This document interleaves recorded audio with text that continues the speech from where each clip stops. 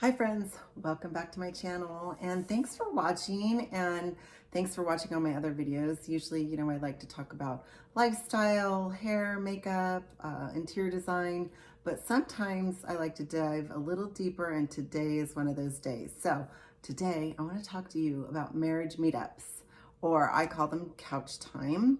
And this is a time that you set aside once a week with your partner to go over the tough questions, the tough parts of your marriage. But guess what? It actually brings you closer together. So here's the deal. When you check in, this is the time to bring up your feelings and issues that come up during the week. You should always pray first. I recommend praying first. And you should always begin with a compliment or something that they've done amazing or that you love about them, and it just sets the tone. And then, yes, of course, you do dig into the deep, dark items of the week.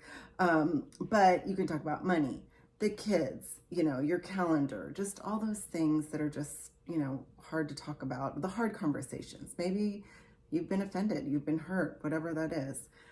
And let's face it, we don't want to sabotage date night, do we? So let's not have those conversations on date night because that's not a good time to have them. So I like to set aside time on Mondays, kind of get the weekend over with, start the week off with it. And it really, let me tell you, it's important. It isn't, I mean, at first you're like, no, I don't think I really want to do this. I don't want to stir it up, or maybe you don't like conflict. There's always someone in the relationship that likes to take things on, straight ahead, and the other one that's like hates conflict. But trust me, if you do this, you'll get used to it and you'll be like, okay, come on, we do need to talk about things. There's always something that we need to talk about. So, okay, I listened to, it's Bill and Pam Farrell wrote the book, Marriage Meetups. And I listened to their podcast the other day. And so I'm just going to give you some takeaways. And then I also listened to The Happiness Project with Gretchen Rubin, and she had a whole chapter on marriage. So I'm just going to give you my top things that I gleaned from both of those podcasts. Okay, ready? So one thing you have to realize, we're better together, right? I mean, if you really have that mindset, it just sets the tone for your marriage. And this actually, all these tips will work not only in marriage, but in relationships with friends or coworkers, or, I mean, there's definitely things you can take away with other relationships. Again, thank each other. Start with thanking each other for something amazing that you've done. I mean, who doesn't love words of affirmation, right? Okay, then, oh, I know. So they got asked the question, Bill and Pam, what makes your marriage work? And they said, well, we're tough on ourselves and we're tender with the other person. I thought, ooh, that's good. Like, right? Be a little tougher on yourself, and how about being a little more tender on your partner, right? Okay, love that. Are you fighting for your own agenda? They're like, you can fight for your agenda, but do you want to be right or do you want to be married? Like, you don't always have to fight for your own agenda. Don't ever raise your voice. That I know that goes without saying, but I think everyone needs to be reminded. The minute you raise your voice, now the conversation's elevated, and now we've gone to DEFCON 2. So, or what is it, DEFCON 4? Okay, yeah, because you want to have safe conversations. You want to feel safe in that conversation. Is well, you know what a safe conversation is. So make sure you're keeping with that, keeping with your safe conversations. So, okay, and then, John Gottman, he is a psychiatrist, PhD, the whole thing.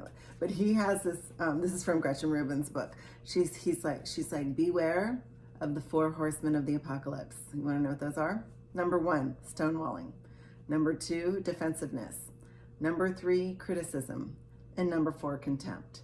So let's stay away from those things during our couch time, and everything should go real well. And for Gretchen, one of the things she was working on that she needed to stop doing is she's like, don't nag. I don't really think that's my point of weakness. Believe me, I have lots of things I have to work on.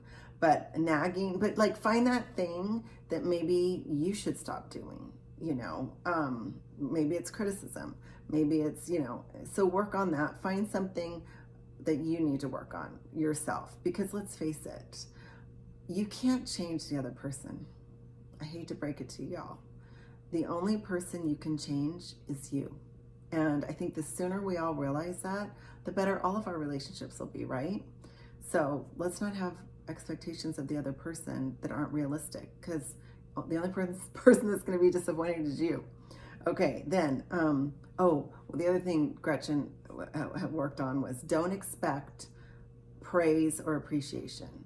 Now, obviously we want to praise and appreciate our partners, our spouses, but what she means is don't do something like, sweep the patio off and think, ooh, I know they're going to be like, oh, honey, thanks for sweeping the patio off. It's like, don't expect that, or you're going to be disappointed. Do it for yourself. If you want the patio swept off, then you could sit back and go, oh, that looks so good. I'm so glad I did that for myself. Like, don't do it for the other person, or you're going to do it begrudgingly. One of the things she did was she had done Christmas cards, and she wanted her husband to be like, oh, honey, look at those Christmas cards. Aren't they great? Like, he didn't even want to send out Christmas cards. And she said to herself, you know what? I don't need praise from him. She's like, I wanted to do Christmas cards. They turned out great. They're amazing. Like, I'll pat myself on the back. And I thought that was so good. It was like, and it just changed her whole attitude. And then I'll end with this: lighten up. Can we all just be a little more lighthearted? Lighten up on each other. Lighten up on yourself. And anyway, so I hope these little nuggets helped you. I'll try to find the link below for the podcast, but get the book Happiness Project by Gretchen Rubin, and get the book Marriage Meetups, and I promise you they'll help your relationship. So thanks for watching. Don't forget to subscribe. Until next week, don't forget to love God and love others. Bye.